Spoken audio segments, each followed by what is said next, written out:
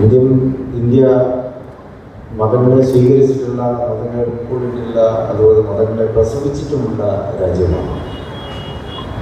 ഇവിടെ തന്നെ ഉദ്ഭുതമായിട്ടുള്ള മതങ്ങളുണ്ട്.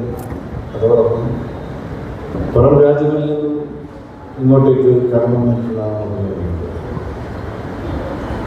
അവയൊന്നും എതിർപ്പ് കൂടാതെ സ്വീകരിച്ചിട്ടുള്ള പാരമ്പര്യമാണ് ഇന്ത്യക്ക്. കേരളം തന്നെ അതിൻ്റെ ഏറ്റവും വലിയ ഉദാഹരണമാണ്.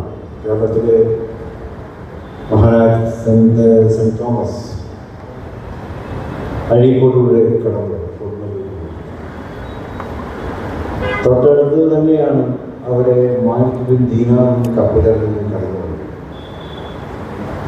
രണ്ടുപേരും കടന്നു വന്നപ്പോഴൊക്കെ തന്നെ അവിടെ ഉണ്ടായിരുന്ന തദ്ദേശീയ സമൂഹം